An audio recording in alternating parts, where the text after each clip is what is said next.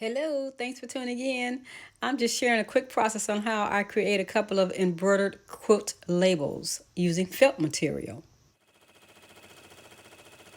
Here I am stitching, and I like to use the IQ monitoring app on my iPad or my iPhone. I can go anywhere throughout the shop, and this way I can watch the stitching and I'll know immediately if there's a thread break and I can take care of it right away. It just actually monitors the stitching and I can watch to see which color is stitching and so forth. It's a very convenient app.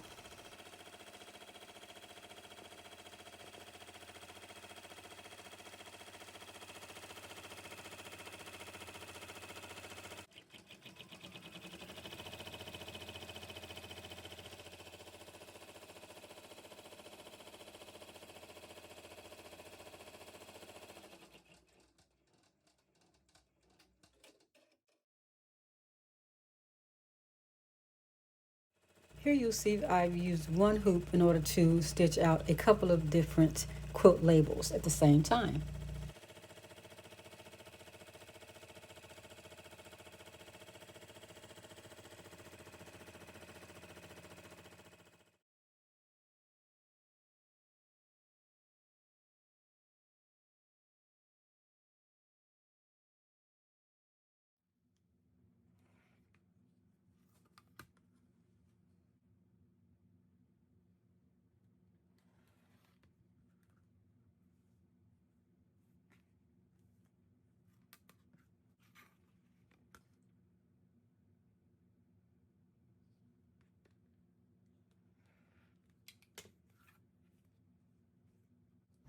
Now that I have cut the labels down to size a bit, I am grabbing my scissor snips in order to get in there and cut out a bit of those tiny little jump stitches. Sometimes I leave jump stitches, but in this instance, I'm able to get in there and cut those out.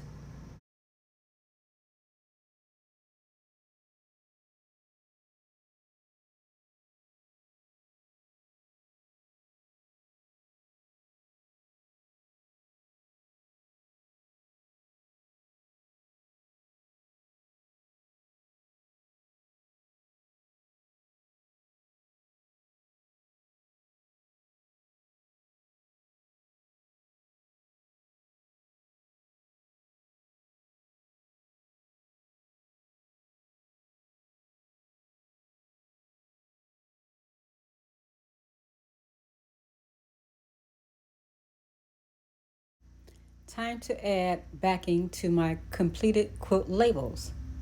They were made by request. One is for Made with Love and Prayer for Jody, and then they have the date of I guess when the quilt was made, and then this one says, "May this quilt be an everlasting hug from me to you." I think that's really very special. These are pre-made quilt patches, and you can just add what you want in there. They were by designs by Juju, and so I've taken my Heat Bond Ultra Hole.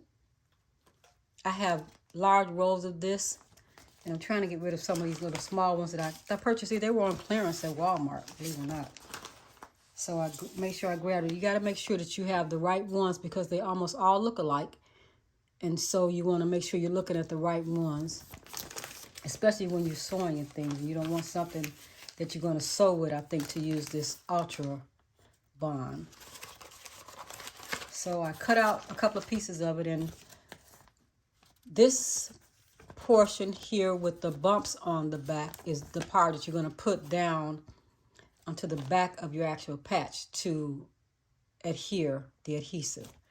And so the other side is very smooth, and that's the side that you're going to peel off the backing after you've laid it, after you've ironed the patch on. So I'm going to lay down my patches. This is on felt material.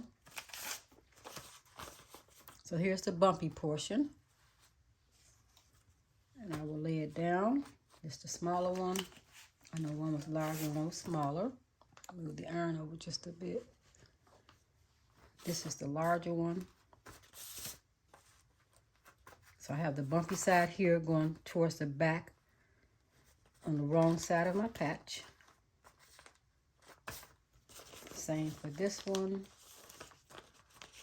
And I will lay it the way that I cut it, like that.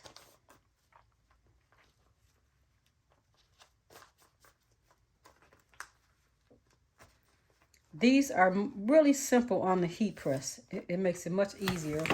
But I decided I will show you how I do it with my iron because someone asked me about that.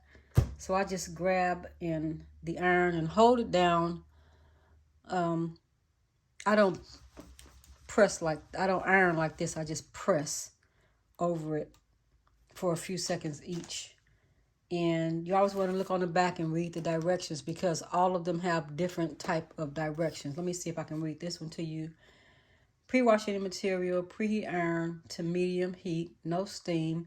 Place adhesive on back of material to be bonded. Paper liner. Place and hold the iron on the paper liner for 2 seconds. Repeat until entire surface is bonded. Allow to cool. And normally I would cut these to shape afterwards, but this time I decided just to cut the shape now, and because I knew exactly what I wanted to do.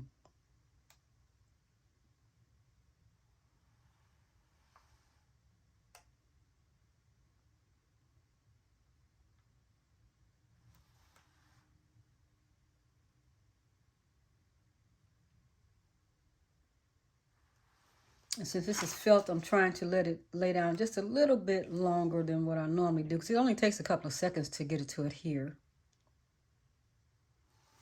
This person is going to use these in the midst of putting the backing on a couple of quilts she's completed. You can see that little edge sticking up.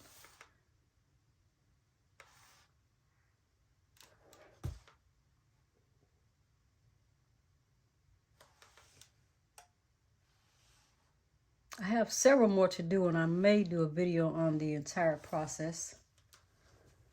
But I just thought I'd start with these. So I'll let this cool off a little bit. Got a little warm to touch. Let them cool.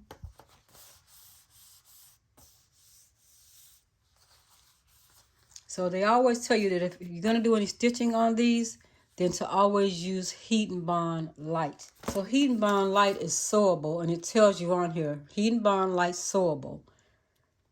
It's iron-on adhesive, and it's permanent, but it's sewable. You can sew over this without gumming up your machine. But Ultra Hold, they tell you that you don't want to sew using Ultra Hold. So there's a big difference in the two of them.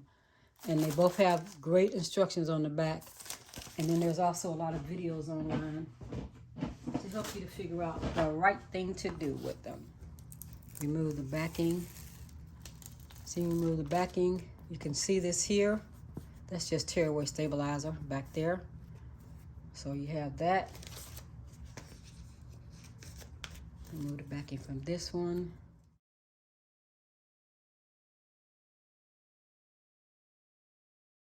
And so it's just a little real shiny, you can see here, and that's what you're going to iron. You're going to lay it down on fabric, whatever you're going to use, and iron it on there. So these are ready to go. Sometimes folks ask me to leave a great seam allowance around it, and she didn't care if it had a seam allowance or not, because she is going to clear these. She's going to cut evenly around the border of each of these, and she's only going to use the wording portion and the border portion. So she didn't need me to worry about leaving a seam allowance. So that is how I do the patches. They're ready to go using Heat and Bond Ultra Hold. And this can be attached to book bags, quilts, or whatever they want to attach it to. That's it. Thanks for watching. If you enjoyed this content, please go ahead and hit the like button, and don't forget to subscribe to my channel for more content. Have a great day.